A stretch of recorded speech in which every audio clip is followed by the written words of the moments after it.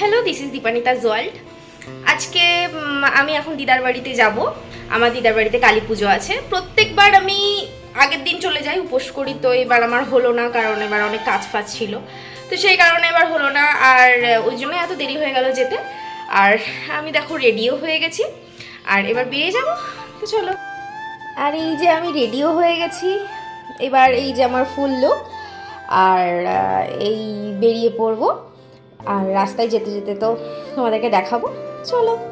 তো এই তো ফাইনালি আমরা টোটোও পেয়ে গেছি আর বেরিয়ে গেছি। আর আমার সাথে ছিল আমার বান্ধবী মাম্পি। তো এই তো তোমাদের সাথে এবার একটু রাস্তাটাও শেয়ার করে নিলাম এরকম। তো এই তো এবার আমরা পৌঁছে গেলাম দিদার বাড়ি।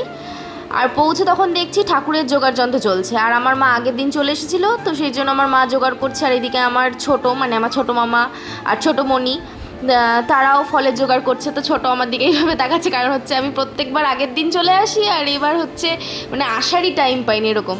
তো আমার বান্ধবীকে বললাম যে চল একটু, যেহেতু আমার মায়ের সামনেই বার্থডে ছিল আর একদিন পরেই, তো সেজন্য বললাম যে আর তো টাইম পাবো না, তো চল মায়ের জন্য একটা কিছু নিয়ে আসি। তো আমাদের কেনাকাটিও কমপ্লিট। কেনার পর তারপর আমরা বাইরে বেরোবো, আর কিছু না খাবো না, এটা তো মানে অসম্ভব ব্যাপার।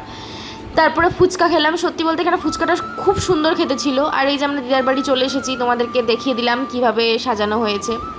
আর তখন এই যে পুজো চলছিল, সমস্ত জোগাড় কমপ্লিট। আর এইদিকে এখন পুজো বসে গেছে, তো ঠাকুরের পুজো হচ্ছে, এইদিকে ঠাকুরের আরতি হচ্ছে। আমি একটু ঠাকুরের পুজোটা দেখে নিচ্ছিলাম, বেশ ভালো লাগে আমার ঠাকুরের পুজো দেখতে। তারপরে আমার আর একটা বান্ধবী অদিতি, ও চলে এলো। তারপরে আমরা বসে বসে একটু কিছুক্ষণ গল্প করছিলাম। আর সত্যি বলতে বান্ধবীরা একসাথে থাকলে গল্প করতে ভালোই লাগে। তারপরে এবার যেহেতু আমাকে বাড়ি চলে আসতে হবে, প্রত্যেকবার থাকি বলে অনেক দেরিতে খাই, রাতে খাই, যেহেতু বাড়ি চলে আসতে হবে, তাও এটা মোটামুটি 11টা বেজে গেছিলো। তখন আমরা খেতে এলাম। আর এই যে খাওয়ার জায়গাটা তোমাদেরকে একটু দেখিয়ে নিলাম। আর এই যে খেতে বসে গেছিলাম। আর আমার মার শরীরটাও খারাপ করছিল সারাদিন উপোস করে, তবে আমার মাও খেতে বসে গেছিলো।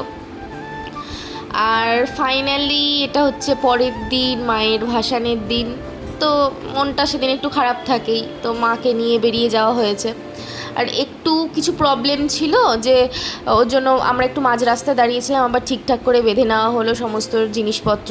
তারপরে ঠাকুরকে, তারপরে এই যে এবার ভাসানের জন্য রেডি। তো এবার 7টা পাক ঘোরানো হচ্ছে মাকে। তো ফাইনালি এবার বিসর্জন হয়ে যাবে। এই টাইমটা একটু খারাপ লাগে প্রত্যেক বছর এই দিনটার জন্য, মানে কখন দিদার বাড়িতে কালী পুজো হবে। তাও তো এবার আমি থাকতে পারলাম না সেভাবে। প্রত্যেক বছর আগের দিন কি তার আগের দিন চলে যায়, মানে আমার ছোটো মামা, দিদা, বড় মামা সবাই ফোন করতে থাকে কখন আসবি কখন আসবি। এবারও আমি যেতে পারিনি বলে বারবার ফোন করছে, তাড়াতাড়ি আয়, থাক, আজকের পড়ানোটা পড়াতে হবে না। তো এই তো এরকম করতে করতে হলো, এই বছরের পুজো কমপ্লিট হলো। তোমাদের যদি আমার ভিডিও ভালো লেগে থাকে, তাহলে আমার চ্যানেল দীপান্বিতাস ওয়ার্ল্ড, এই চ্যানেলটা সাবস্ক্রাইব করে দিও। তো আজকের মতন বাই।